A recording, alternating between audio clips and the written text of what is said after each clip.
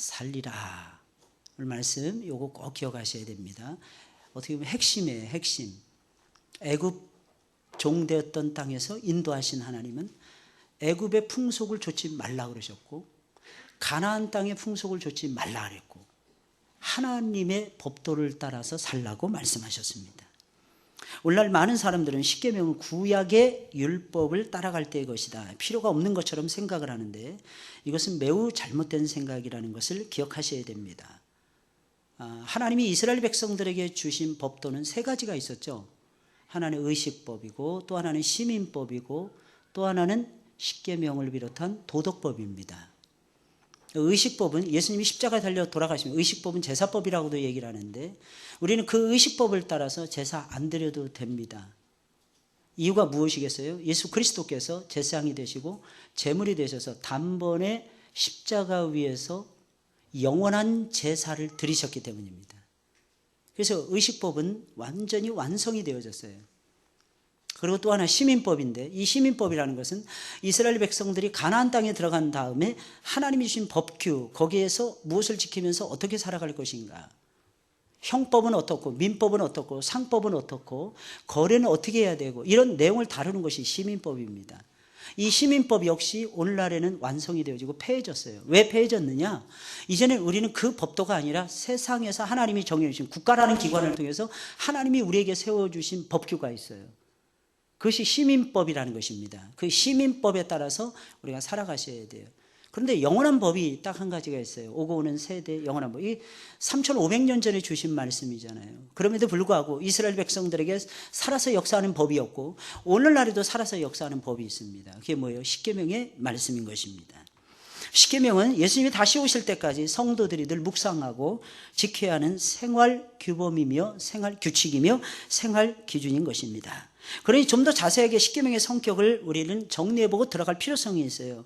십계명의 성격이 무엇이냐는 것입니다. 십계명은 본래 모세를 통해서 하나님이 주셨지만 그 성격은 마태복음 22장이 설명을 해주고 있어요. 그래서 우리는 신약만 봐서는 안 되고 신약과 구약을 동시에 보셔야 되고 구약과 신약을 동시에 보셔야 돼요. 그리고 구약이 좀 어려우면 신약으로 다시 해석해 들어가셔야 됩니다. 주님이 밝히신 십계명의 성격이 무엇입니까? 마태복음 22장 34절 40절 다 같이 시작. 예수께서 사두개인들로 대답할 수 없게 하셨다함을 바리새인들이 듣고 모였는데 그 중에 한 율법사가 예수를 시험하여 묻되 선생님이여 율법 중에 어느 계명이 크니까? 예수께서 가라사대 내 마음을 다하고 목숨을 다하고 뜻을 다하여 주 너의 하나님을 사랑하라 하셨으니 이것이 크고 첫째 되는 계명이요 둘째는 그와 같으니 내 이웃을 내 몸과 같이 사랑하라 하셨으니 이 두 계명이 온 율법과 선지자의 강령이니라. 아멘. 여러분 이 말씀을 이해하기 위해서는 먼저 우리 인간의 본질을 이해하셔야 됩니다. 처음에 사람을 창조하실 때 하나님은 사람을 혼자서 살도록 지으시지 아니하셨어요. 관계 속에서 살아가도록 지으셨고 그것이 바로 하나님과의 관계였고 사람과의 관계였어요. 그런데 하나님은 이 관계를, 이 부분이 굉장히 중요합니다. 그냥 기계적인 관계로 만들지 않으시고 이 관계를 사랑의 관계로 만들어 주셨어요. 그래서 사람은 하나님과의 관계 그리고 사람과의 관계가 사랑이라고 하는 규칙에 의해서 유지될 때에 비로소 인정을 받는 것이고 비로소 행복해질 수가 있는 것입니다. 그런데 이 같은 규칙이 에덴 동산에서는 잘 지켜지다가 범죄하고 쫓겨난 후에는 깨지고야 말았어요. 그래서 사람은 사랑의 법을 잃어버린 게 된 것이고 약육강식의 생존법에 의해서 살게 됨으로써 고통을 받을 수밖에 없는 삶을 살기 시작한 것입니다. 그래서 하나님께서는 우리 사람들에게 사랑의 법을 문서로 만들어 주셨는데 그것이 바로 율법이며 그것을 요약한 것이 십계명인 것입니다. 그러므로 십계명은요 다른 어떤 것이 아니라 기억하셔야 돼요. 사랑의 법칙이라는 것이 사랑의 법이라는 것입니다. 여러분 마음속에 십계명을 사랑하시길 예수님의 이름으로 축원을 드립니다. 그리고 무엇보다도 그 십계명을 주신 하나님을 사랑하셔야죠.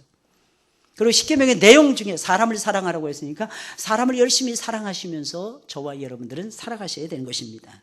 쉽게 말씀드리면 두 가지예요. 하나님을 사랑하는 자들은 어떻게 해야 하는가? 두 번째, 사람을 사랑하는 자들은 어떻게 해야 되는가? 어떻게 하나님을 사랑할 것인가? 그리고 어떻게 사람을 사랑할 것인가? 이 사랑의 관계, 이 사랑의 법칙, 이 법칙 속에서 저와 여러분들이 하루하루를 살아가셔야 되는 것이고 우리의 평생을 살아가셔야 됩니다.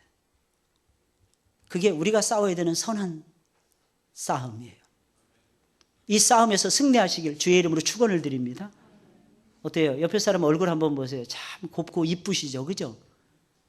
보세요. 한번 보시라니까요. 참 곱고 이쁘시잖아요. 더할 나위 없이. 한번 고백해 보세요. 눈 마주치면서 사랑해요. 한번 해보세요. 사랑해요. 한번 해보세요. 남자분들 뭐 굳이 뭐 안 하셔도 됩니다. 늦게 하고 그러니까. 예. 괜히 뭐 멋쩍고 이러시는 분들은 앞만 보셔도 돼요. 뭐 크게 뭐 지장은 없습니다. 근데 사람이 살아가는데 가장 필요한 것이 사랑의 고백이라는 거 아십니까? 근데 신기한 거는 이 고백을 우리나라 사람들이 참 못해요.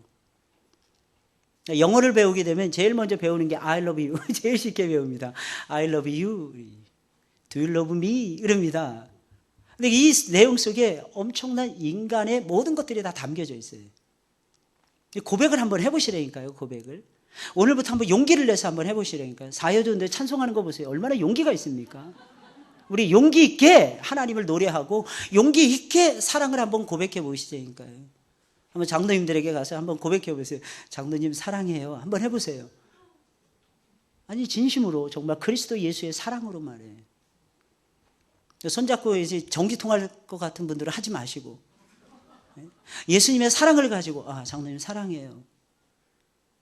집사님들한테 집사님 정말 사랑해요. 안수 집사님 제가 집사님 존경하는 거 아시죠? 사실은 제가 여러분들에게 율법을 가르치기 위해서 십계명을 가르쳐드리기 위해서 이 자리에 선 것이 아니에요. 이건 대부분의 우리 성도님들이 다 숙지하고 있는 바이고 다 아는 내용이에요. 문제는 무엇입니까? 행동해야 된다는 거예요. 삶 속에 옮기셔야 된다는 거예요. 이 자리에서도 쑥스러워서 사랑해요 고백 못하는데 다른 자리에서 어떻게 사랑해요 고백을 합니까? 사랑은 용기가 있어야 돼요. 그래야 고백이 가능해집니다. 우리 주님은 우리를 사랑해 주셨어요. 예수님 믿으면 이런 말씀 드리면 어떨지 모르겠지만 별로 내세울 것도 없는 사람들이 당당해지고 자신 있어집니다. 우리 그렇잖아요. 우리 뭘 내세울 게 있겠어요?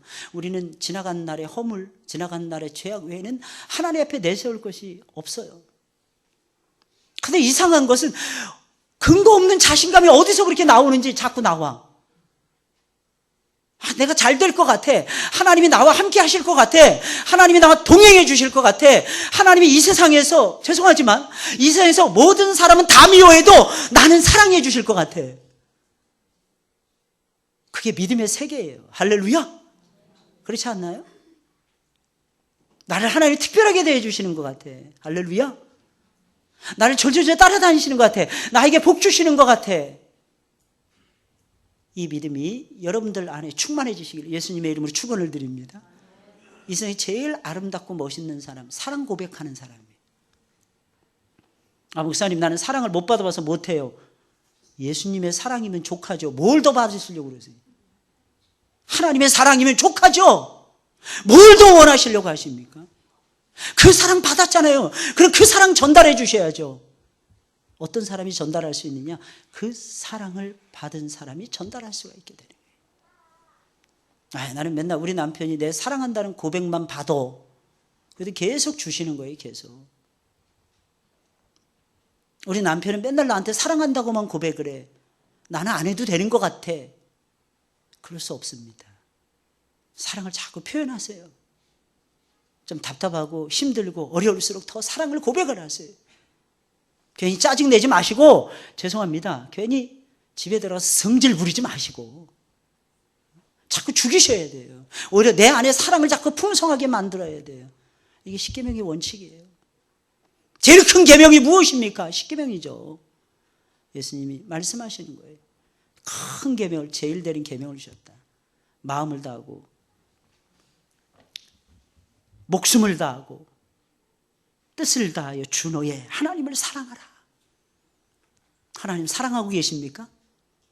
늘 말씀드리죠. 다른 건 2등, 3등 해도 아무 상관없어요. 지장 없어요. 무슨 큰 대회 나가가지고 그 피아노 누구죠? 노벨상에 버금가는 음악의 노벨상이라고 이야기를 하더라고요. 거기서 우리나라 애가 1등을 먹었어요. 어젯밤에 보니까 밤중에 그 아이 그걸 다시 보여주더라고요. 와, 정말 대단하더라고요. 그냥 피아노 한 대를 가지고 온 사람들의 마음을 다 휘어잡더라고요. 그러나 기억을 하셔야 돼요. 그런 데 가서 1등 못해도 괜찮아요. 유명한 기업을 일구지 못해도 상관없어요. 높은 자리에 이 세상에서 올라가지 못해도 괜찮습니다. 근데 다른 건 몰라도 하나님을 사랑하는 마음만큼 2등하지 않겠다는 결심은 있어야 돼요. 다른 거 2등해도 된다니까요. 내 하나님 사랑하는 마음, 그리고 하나님이 사랑하라고 하신 영혼들, 사랑하는 일에는 제발 2등하지 마세요. 우리 주님의 요구이십니다. 이것을 다룬 것이 십계명이며 율법인 것입니다. 십계명을 바르게 알고 지킬 때 말로만이 아닌 행동으로 사랑을 나타낼 수가 있어요. 사랑은 눈물이나 감정도 아니에요. 어떤 때는 사랑은 행동하는 것입니다. 진짜 사랑하는 거예요. 사랑의 모습을 보여주는 거예요. 입에서부터 사랑이 나가는 거예요. 행동으로 사랑을 보여주는 거예요. 이게 진짜 사랑이에요. 십계명은 두 부분으로 나눠져 있습니다. 잘 알죠? 1계명부터 4계명. 하나님을 사랑하는 자들은 어떻게 살아야 하는가? 5계명부터 10계명. 사람을 사랑하는 자들은 어떻게 살아야 하는가? 두 가지 다루고 있어요. 먼저 하나님에 대한 사랑의 계명입니다. 아무리 많은 눈물을 흘리면서 사랑을 고백한다 하더라도 사랑의 행동이 없으면 그 사랑의 고백은 거짓입니다. 이 사랑의 행동이 있어야 돼요. 사랑하면은요, 초콜릿 하나라도 줘야 돼요. 초콜릿 하나라도.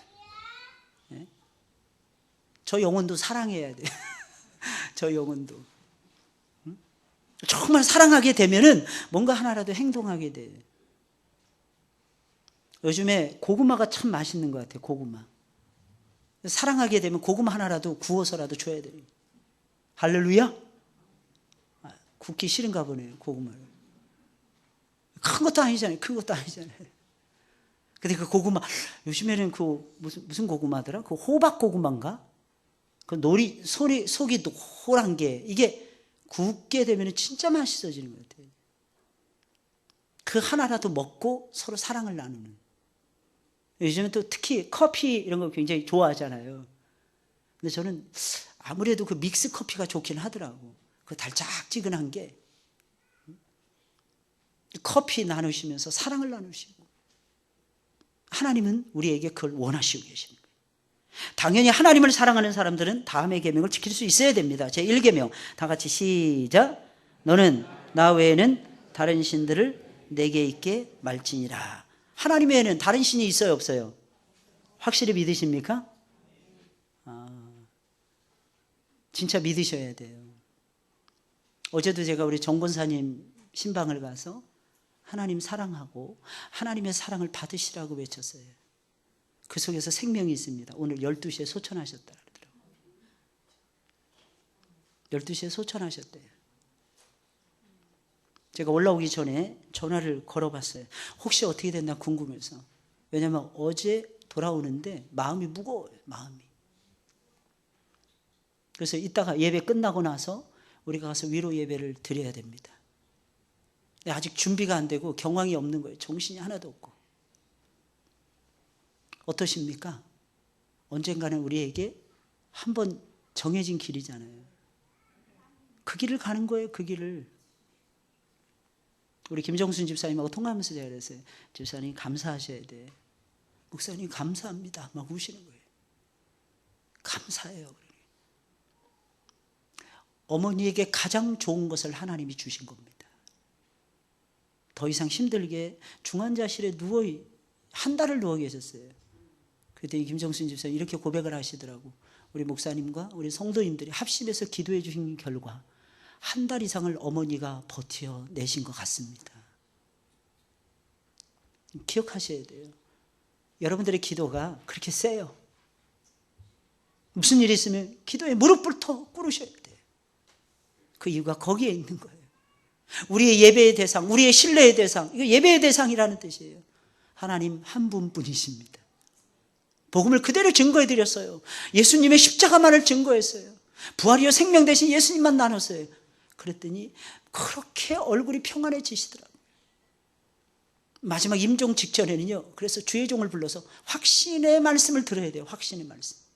숨길 필요도 없어요. 내가 지금 죽어가고 있는데 내 영혼이 살아나는 것이 중요한데, 저는 어느 목사님 소천하시기 직전에 두려움에 잔뜩 휩싸여 있는 것도 본 적이 있습니다. 찬송 바로 들어갔어요. 그분이 제일 좋아하는 것이 424장이었어요. 주님 앞에 나아갑니다. 나의 생명 되신 주 주님 앞에 나아갑니다. 1절이 딱 끝나는데 얼굴에 천사의 얼굴을 하시더라고. 싹 바뀌어지는 거예요. 이유가 무엇입니까? 영혼을 앞에 놓고 마귀와 우리는 일대 전쟁을 벌이기 때문입니다. 그런데 찬송 딱 들어가고 말씀 딱 들어가고 기도 싹 들어가면은요, 그 영혼이 천사의 얼굴로 바뀌어지는 거예요. 이유가 무엇입니까? 마음의 확신이 들기 때문에. 마음의 확신. 이게 우리가 살아가는 이유입니다. 우리는 하나님만이 우리 아버지세요. 참 예배의 대상 오직 하나님 한 분뿐임을 천명하고 계신 것입니다. 제 2계명이에요. 우리 다 같이 읽어볼까요? 시작. 너를 위하여 새긴 우상을 만들지 말고 또 위로 하늘에 있는 것이나 아래로 땅에 있는 것이나 땅 아래 물속에 있는 것에 아무 형상이든지 만들지 말며 그것들에게 절하지 말며 그것들을 섬기지 말라. 나 여호와 너희 하나님은 질투하는 하나님인즉 나를 미워하는 자의 죄를 갚되 아비로부터 아들에게로 3, 4대까지 이르게 하거니와 나를 사랑하고 내 계명을 지키는 자에게는 1000대까지 은혜를 베푸느니라. 아멘. 우상을 만들지 말아요. 하늘에 있는 것이나 땅 위에 있는 것이나 땅 아래 물속에 있는 것이나 아무것도 만들지 말라 그랬어요. 심지어는 출애굽기 20장 끝무렵에 가면 이렇게도 말씀하셨습니다. 우리 주님께서는 나를 빗대어서라도 만들지 말라는 거예요. 나를 빗대어서라도 만들지 말라는 거예요. 죄송합니다. 저는 다른 종교라든지 비난할 생각이 전혀 없지만 꼭 알아야 되는 것이 있어요. 로만 카톨릭은 이단입니다. 다른 신이 너무 많잖아요. 마리아가 신이에요. 많은 성의들이 신입니다. 신적인 위치에 올라가 있어요. 성모병원이라고 하는 이름을 달고 있는 모든 곳에 가면 전부 다 마리아 상이 있어요. 예수님은 하나님의 아들이시기 때문에 그분에게 직접 나아갈 수 없기 때문에 어머니를 통해서 가야 된다는 거예요. 어머니가 중보자가 되는 거예요. 우리의 중보자는 예수 그리스도 한 분뿐이십니다. 만들면 안 돼요. 하나님을 빗대서도 만들면 안 되는 것입니다. 우상은 일반적인 것들만을 말하는 것이 아닙니다. 하나님보다 더 사랑하는 것, 모든 것들이 바로 우상인 것입니다. 골로새 3장 5절에 있는 말씀, 그러므로 땅에 있는 지체를 죽이라. 곧 음란과 부정과 사욕과 악한 정욕과 탐심이니 탐심은 우상숭배니라 그랬어요. 그러니까 우리 안에 있는 욕심이 있잖아요. 그 욕심이 우상숭배하고 똑같다는 것입니다.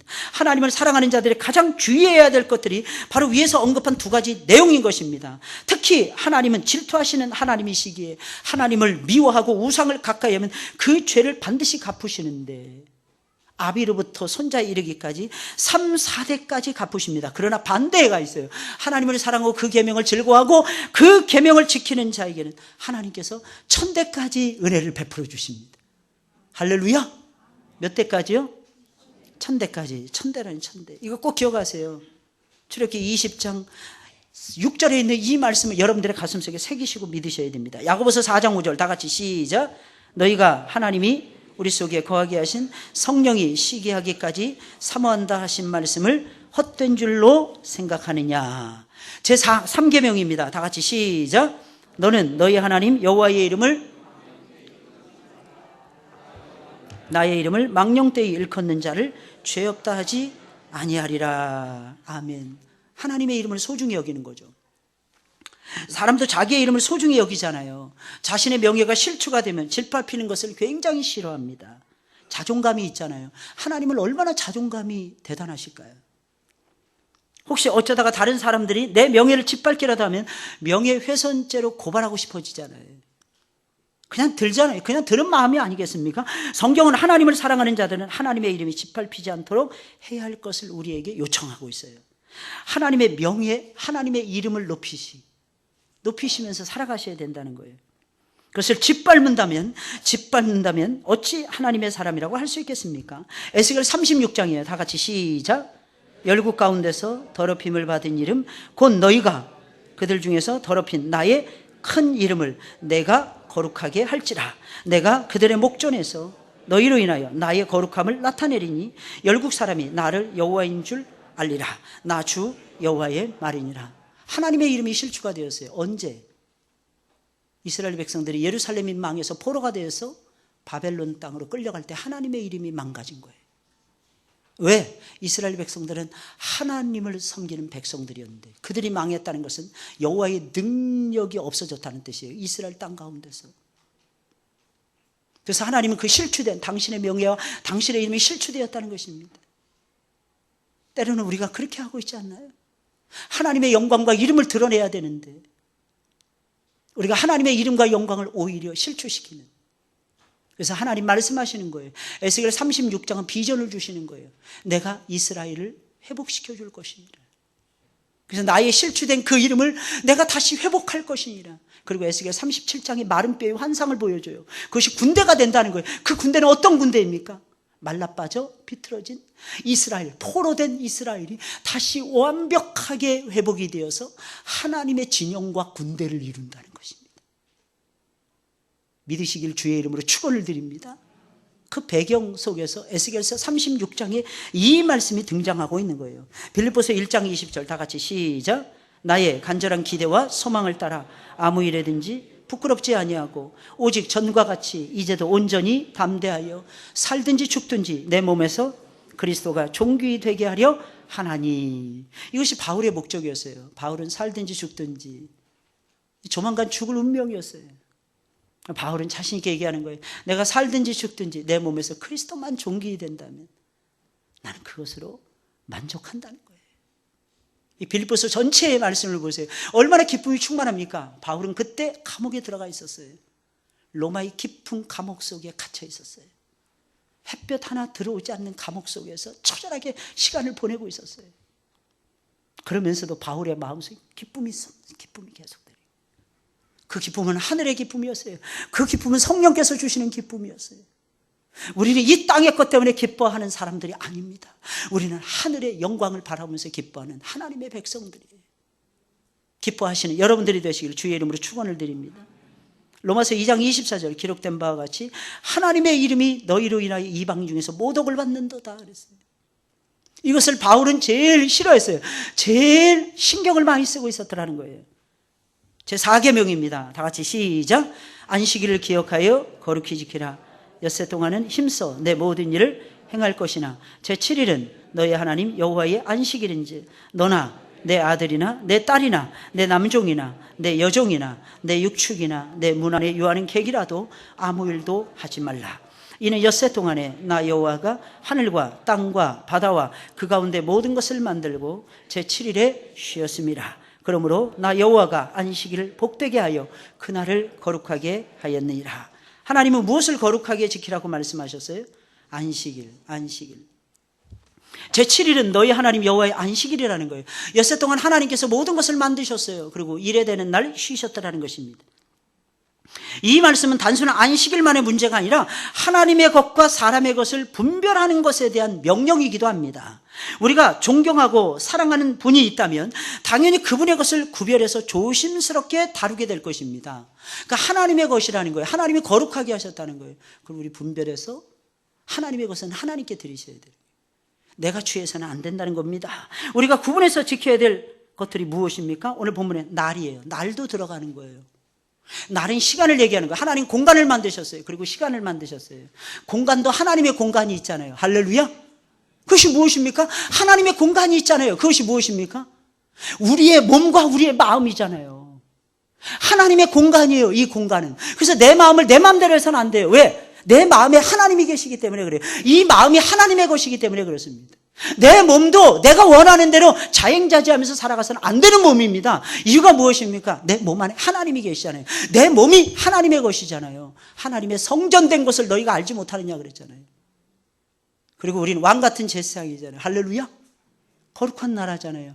그리고 이어지는 말씀, 하나님의 소유된 백성이라는 거예요.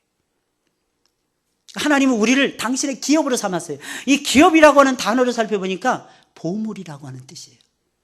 하나님이 가장 아끼고 사랑하는 최고의 보물 누구십니까? 누구예요? 옆에 사람 보면서 했어요. 이분이신가? 누굴까요? 나라는 존재. 그는 나를 드러내는 것이 아닙니다. 나의 가치를 선포하는 거예요. 나의 가치가 그렇게 대단한 거예요. 하나님은 나의 가치를 최고로 보시는 거예요. 보배라는 거예요. 보배. 보물이라는 것입니다. 할렐루야. 여러분들 하나님의 소유된 백성들 맞습니까? 그럼 어떻게 해야 돼요? 하나님이 구별하신 나를 지키실 줄 알아야죠. 주일 성수, 주일이라고 부르잖아요. 요즘은 안식일의 개념이 주일로 바뀌어요. 안식일은 토요일이에요. 주일은 일요일입니다. 근데 왜 일요일로 바꿨을까요? 왜 우리는 주일을 지켜야 될까요? 세 가지 의미에서 살펴볼 수 있어요. 첫째는 예수님께서 안식일 날은 무덤에 계셨고 주일날은 부활하셨어요. 주님이 부활하신 날이 주일이었어요. 그리고 오순절날 성령이 강림하신 그날도 주일이었습니다. 할렐루야. 그리고 세 번째, 사도들이 복음서의 말씀 보고 또 사도행전의 말씀을 보고 로마서부터 시작해서 바울 서신을 쭉 보게 되면 모든 초대교회 성도들 안식 후 첫날에 모이게 됩니다. 주일을 지킨 거예요. 그래서 안식일이 주일의 개념으로 승화가 됐어요. 근데 사실은 주일날만 지키는 게 아니에요. 사도행전 2장, 3장, 4장에 있는 말씀을 매일 지켰어요. 매일 모였어요. 이게 무슨 말이겠어요? 매일이 주일인 거예요. 매일이 주님의 날이었던 거예요. 그러다 그 중에서 하루를, 첫째 날을 구분해서 주일 성수 개념이 들어오기 시작하는 겁니다. 원래는 매일 모여서 춤추며 노래하며 떡을 떼며 감사하며 예배드리며 성경을 배우며 기도하며 찬양했던 것이 초대교회의 가장 아름다운 모습이었어요. 이런 모습을 여러분들이 살려가시기를 예수님의 이름으로 축원을 드립니다. 1계명부터 4계명이에요. 그 다음에 두 번째, 사람에 대한 계명입니다. 이후에 나오는 6가지 계명을 지키는 것은 하나님을 사랑하는 자들이 해야 되는 마땅한 내용들인 것입니다. 위에 4가지 계명과 함께 5번째 계명은 바로 사람을 사랑하는 계명이었어요. 하나님을 사랑한다고 하면서 사람을 사랑하지 않는다면 거짓이 될 수밖에 없어요. 이유가 무엇입니까? 하나님이 사람을 사랑했기 때문이에요. 그래서 우리도 사람을 사랑하셔야 돼요. 할렐루야. 근데 잘 보세요. 미워 죽겠죠. 어떤 때는 그냥. 옆에 사람 보세요. 미워 죽겠죠. 아주 그냥. 안 그러십니까? 같이 오랫동안 있다 보면은 다 그렇게 돼요. 다 그렇게 된다니까요. 살다 보면 미운 구석만 보이는 거예요. 근데 오래 더 살다 보면 그 미운 구석이 이쁜 구석으로 바뀌어집니다. 또. 할렐루야. 그렇게 살아야 돼요. 그래서 검은 머리 팥뿌리가 되도록 사셔야 돼요. 근데 요즘 팥뿌리가 없더라고요. 다 염색하셔서. 옛날에 팥뿌리가 진짜 많았어요. 그래서 검은 머리 팥뿌리가 되도록 막 결혼식 할 때마다 늘 주장이 검은 머리 팥뿌리가 되도록 살라고 막 그랬습니다. 근데 이게 살아가는 모습이 아닌가 싶어요. 사람을 사랑하셔야 돼요. 이는 사람은 모두가 하나님의 형상을 가진 하나님의 귀중한 자녀들이기 때문입니다. 어떤 사람들은 동물은 끔찍이도 아끼고 사랑하는데 사람은 싫어합니다. 그래서 왜 그러냐 했더니 동물은 말을 너무 잘 듣는데 사람 말을 안 들어요. 사람 말을. 제가 아는 목사님은 농장을 하십니다. 그 농장 왜 하냐고. 전화만 했다면 거기 가 있는 거예요. 왜 거기만 계속 가시냐 그랬더니 우리 개는 말을 잘 들어. 그러다가 한 번은 또 안 가시더라고. 왜 안 가셨냐 했더니 개한테 물리셨더라고. 개한테 물리셨어. 아우 참 답답해요. 이 세상에서 제일 존귀한 존재는 사람입니다. 혹시 가정에 애완견 좋아해서 애완견 키우시는 분들이 있을 거예요. 한번 결심 한번 해보세요. 차라리 애완견보다는 입양을 해서 키우면 어떨까요? 그 공로라면, 그 노력이라면 아기 한 명 충분히 키울 수 있지 않을까 싶어요. 아기 한 명 충분히 키울 수 있을 것 같아요. 잘못된 거예요. 동물은 사랑하고 사람을 싫어한다. 잘못된 거예요. 여러 말이 필요 없어요. 이런 부분은. 그러니 이제부터는 다음에 6가지의 내용을 잘 기억해서 사람을 사랑하는 성도님들이 되시기 바랍니다. 제 5계명이에요. 내 부모를 공경하라. 그리하면 너희 하나님 나 여호와가 내게 준 땅에서 내 생명이 길리라. 부모를 공경하니 사람을 사랑할 때 제일 첫 번째 사랑해야 될 대상 부모님이에요. 신기한 건 성경에는 자녀를 사랑하라 이런 내용은 없습니다. 부모를 사랑하라 공경하라는 내용은 있어요. 고민하고 있는 거죠. 왜 그럴까요? 이만큼 중요하면서도 자칫 잘못하면 놓치기 쉬운 것이 부모에 대한 공경이라는 거예요. 자식은 내리사랑이기 때문에 그냥 막 주잖아요. 근데 부모님들에게는 안 주잖아요. 보통 그러는 것 같아요. 자식을 위해서는 뭘 사줄까 이러는데 부모님들은 뭘 사달라고 하기가 무서워하는 거예요. 뭘 사달라, 죄송합니다. 우리 권사님들만 은혜 받으라고 이 말씀 드리는 게 아닌데 정말 우리 마음속에 정말 간직해야 될 내용들이. 부모 섬기는, 늘 말씀드리죠. 한 부모가 10자식은 키웁니다. 근데 참 신기해요. 10자식이 한 부모는 못 키우더라고요. 못 모시더라고요. 이게 참 신기한 거 아닙니까? 서로 밀어요. 많으면 많다고 미루고 적으면 적다고 부모 원망까지 해요.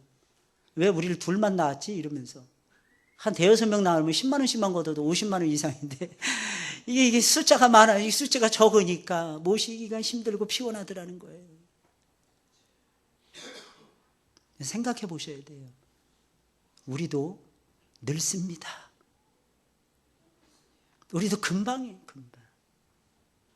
권사님 보내는데 마음이 정말 아팠어요. 왜냐하면 40대인가요? 혼자 되셔서 5남매를 키우신 거예요. 5남매를. 딱 스치고 지나가는 게 디모데후서 4장의 말씀이에요. 권사님 딱 돌아가시니까 내가 선한 싸움을 싸우고 달려갈 길을 마치고 믿음을 지켰으니 이후로는 나를 위하여 의로우신 주님께서 면류관을 예비해 놓으셨다는 이 말씀이 싹 스치고 지나가는 거예요. 그렇게 우리는 살아왔잖아요. 우리 부모님들은 없는 데서 절대 빈곤에서 하셨어요. 맨날 계산하더라고. 뭐 한국 사회 오니까 맨날 계산하더라고. 앞으로 10년 후에 얼마 필요하고 20년 후에 얼마 필요하고 70 노인분들은 얼마 필요하고. 미치겠어요. 그놈의 돈 때문에. 하나님 돈벼락 맞게 하옵소서. 이럴 수도 없고. 우리가 정말 무엇을 지켜 나가야 되는지. 우리 말씀 지켜나가야 돼요. 부모 공경하면서 존중히 여기면서. 공경하라는 말은 간처럼 여기라는 뜻이에요. 간 없는 분 계십니까? 없잖아요. 간 없어 보세요. 어떻게 삽니까? 부모님이 돌아가시잖아요. 천붕이라 그랬어요. 천붕. 하늘이 무너져요. 하늘이. 부모님 살아계시면은 귀찮죠? 근데 부모님 돌아가셔 보세요. 그렇게 그리울 수가 없어요. 그렇게 그리울 수가 없어요. 그때 산소 보면서 울지 마시고, 그때 하늘 쳐다보면서 울지 마시고, 살아 생전에 하나라도 좀 우리 더 해보자고요. 좀 부족해도 우리 주님은 그것을 원하시는 거예요. 두 번째입니다. 제6계명입니다. 다 같이 시작. 살인하지 말지니라. 살인하지 말라는 거예요. 사람을 사랑한다면 어찌 살인할 수가 있겠습니까? 특히 본계명은 사람을 살인하지 말라고 라는 데서 그치지 않아요. 예수님이 거기서 더 나가십니다. 여기 덧붙이십니다. 형제에게 노하는 자들은 지옥불에 들어간다고 말씀하셨어요. 미워하는 것도 살인하는 것이라고 말씀하셨어요. 혹시 남이 안 본다고 미워하고 있지 않습니까? 마음으로. 나는 사람 죽인 적이 없어요. 떳떳합니다. 사랑하지 못하고 용서하지 못하고 받아들이지 못했다면 회개하셔야 돼요. 우리 다 허물 있잖아요. 우리 다 잘못하잖아요. 누가 누구의 허물을 지적을 합니까? 누가 누구의 잘못을 논할 수 있겠습니까? 그렇죠. 우리 죄사함 받았잖아요. 죄 용서함 받았잖아요. 주님이 나를 용납해 주셨잖아요. 나도 다른 사람이 용납해 줘요. 내가 용서받았잖아요. 용서받을 수 없는 놈이 용서받았단 말이에요. 그러면 용서를 베풀어 줘야죠. 사랑해 줘야죠. 미워하지 마셔야죠. 제7계명 간음하지 말지니라. 가장 가까운 이웃이 누굽니까? 아내나 남편이에요. 촌이 없대잖아요. 촌수가 없대잖아요. 우리가 아내나 남편을 진심으로 사랑한다면 행동뿐만 아니라 마음으로도 이 같은 불륜의 죄를 범해서는 안 되는 것입니다. 하나님이 지어주신 우리의 육체 거룩한 겁니다. 왜? 거룩한 영혼을 담고 있기 때문에 우리의 육체도 거룩해요. 그리고 하나님께서는 마지막 날에 우리의 육체도 부활시켜 주십니다. 부활의 몸을 입게 되는 거예요. 그러니까 이 육체 깨끗하게 간직하셔야 돼요. 마음으로라도 죄를 짓지 마시고. 그래서 우리의 육체와 가정이 음란하고 방탕한 것으로 더럽혀져서는 안 되는 것입니다. 이러한 것들을 가정뿐만 아니라 사회와 국가를 무너지게 만드는 것들이기 때문에 하나님께서는 엄중하게 금하셨던 것입니다. 고린도전서 6장 18절 음행을 피하라. 사람이 범하는 죄마다 몸 밖에 있거니와 음행하는 자는 자기 몸에게 죄를 범하느니라. 다른 데는 다 외형적인 것들이 많아요. 그 외형적인 게 다 몸 밖에서 이루어지는 거예요. 근데 음행은 내 안에다가 새겨넣는 거예요. 안 없어져. 그래서 연세 많으신 이 비유가 맞는지 모르겠지만 연세 많으신 어르신들 가운데 정말 힘들어하시고 황혼 이혼이라는 걸 하기를 원하시는 분들 많더라고. 상담을 해보면요, 80% 이상이 과거가 다 있는 거예요. 아빠의 과거. 근데 옛날에는 참, 저는 그런 상담하면서 이런 생각이 있어요. 옛날에는 왜 그렇게 음란하고 음행했을까?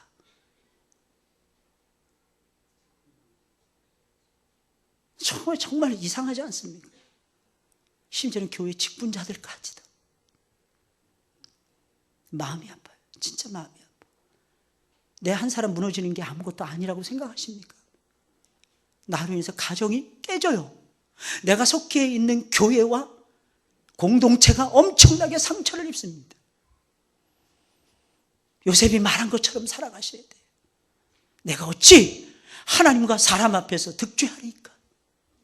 양쪽을 마음 아프게 만드는 거예요. 양쪽을. 이게 음행이에요. 정말 결단하셔야 돼요. 결단하시면 하나님께서요, 마귀의 역사, 음란 또 마귀라 그러더라고. 또 어떤 사람들은 음란 마귀가 들어왔다가도 나가. 할렐루야. 그렇게 되셔야 돼요. 이게 거룩이. 제8계명 도적질하지 말지니라. 이것은 성경이 사유재산의 권리를 인정함을 얘기하는 거예요. 그 안에서 서로를 존중하고 살기를 가르치는 것입니다. 만약에 사유재산권을 인정하지 않았다면 도적질하지 말라는 이 계명도 없었을 것입니다. 사유재산의 권리가 없다면 누가 어떻게 도적질했다는 것을 알 수 있겠습니까? 하나님은요, 아셔야 되는 것이 있어요. 이 세상에 있는 모든 것은 다 주인이 있습니다. 이 세상에 존재하는 모든 것은 누구에게라도 하나님이 주셨어요. 하나님 것입니다. 그런데 하나님께서 영역 주권을 인정하시고 모든 사람들에게 사유재산권을 주셨어요. 그래서 공산주의, 사유주의가 틀려먹은 겁니다. 이거 기억하셔야 돼요. 무조건 다 똑같이 나눠 먹는다. 그럴싸하죠. 절대로 그렇지 않습니다. 다 주인이 있는 거예요. 그 주인을 지켜줘야 돼요. 그 권리를 인정해 주셔야 돼요. 그리고 더 나아가서는 기억하셔야 됩니다. 도적질하지 말라의 반대말이 있어요. 무엇입니까? 나누어 먹는 거예요. 구제하는 거예요. 구제에 힘쓰는 사람들은 남의 것을 훔치지 않습니다. 하나님의 것을 구별해서 하나님께 드리는 사람들은 절대로 다른 사람의 손에 있는 것을 빼앗지 않습니다. 어떠한 방식으로라도. 여기에 또 한 가지는 이 도적질의 플러스, 최근에는 들어가는 게 또 한 가지가 있어요. 그게 뭐냐? 사기입니다. 사기도 들어간답니다. 사기. 제 9계명이에요. 다 같이 시작. 내 이웃에 대하여 거짓 증거 하지 말지니라. 하나님은 진리의 하나님이세요. 할렐루야. 우리도 항상 진리를 말하셔야 돼요. 거짓은 진리에서 나온 것이 아닙니다. 거짓은 마귀에게 나온 것이에요. 거짓의 아비는 하나님이 아니라 마귀입니다. 요한복음 8장 44절에 있는 말씀이에요.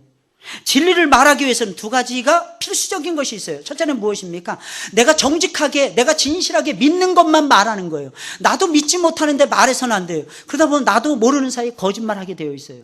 내가 정말 믿고 내가 정말 확신하는 것만 말하셔야 돼요. 둘째는 실제로 일어난 것만 말해야지, 일어나지 않은 것을 근거 없이 말해서는 안 됩니다. 그러다 보면 거짓말하게 되어 있어요.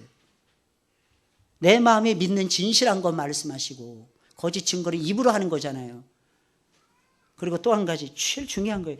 일어난 것을 일어났다고 말씀하시고 안 일어난 것은 안 일어났다고 말씀하시고. 무슨 말인지 알겠죠? 거짓 증거예요. 우리 보통 하얀 거짓말 뭐 이런 거, 그런 거 안 통합니다. 주님 앞에서는 안 통해요. 근데 그런 건 있죠. 누구를 살리기 위해서 말 안 하는 거, 그건 묵비권은 행사할 수 있습니다. 모른다고 하셔야 돼요. 차라리 그게 훨씬 더 나을지도 몰라요. 마지막 10계명입니다. 다 같이 시작. 내 이웃의 집을 탐내지 말지니라. 내 이웃의 아내나 그의 남종이나 그의 여종이나 그의 소나 그의 낙이나 무릇 내 이웃의 소유를 탐내지 말지니라. 지금까지 계명은 다 어떤 거예요? 다 눈에 보이는 외적인 것들이 많았잖아요. 근데 이거는 속에 있는 거예요. 그런데 이것이 근본이 됩니다. 사도 바울은 로마서 7장 7절에서 이렇게 고백을 했어요. 그런즉 우리가 무슨 말하리요?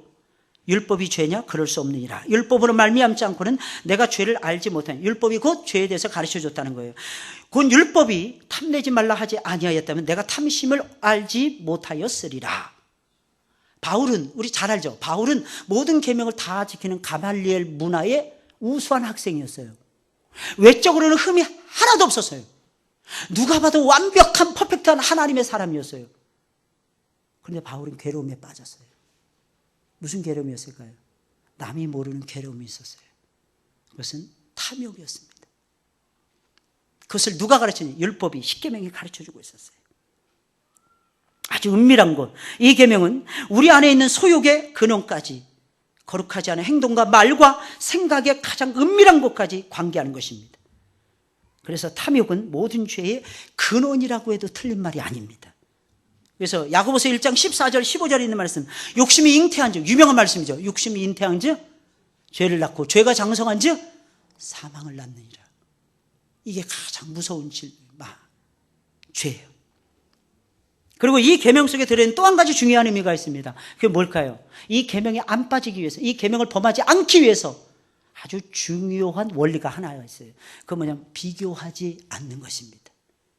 비교하다 보면은 욕심내게 돼 있어요. 비교하다 보면은 죄가 나타나게 돼 있어요. 비교하다 보면은 사망에 이르게 되어 있는 겁니다. 그 카지노 가는 사람들이 돈을 늘 잃는 게 아니라 그러더라고요. 이 카지노 가는 사람이 돈을 딴댑니다. 할렐루야? 혹하지 않습니까? 근데 마지막엔 다 털리고 나온답니다. 도박하는 사람들 마지막 끝은 다 털린답니다. 왜 그럴까요? 조금만 더 하면 돼. 조금만 더 따면 되겠다. 따면은 그렇고 잃으면 잃어버린 것이온. 이러니 되겠냐고요. 딱 박차고 일어나는 사람들은 거의 없답니다. 못 일어나죠. 왜?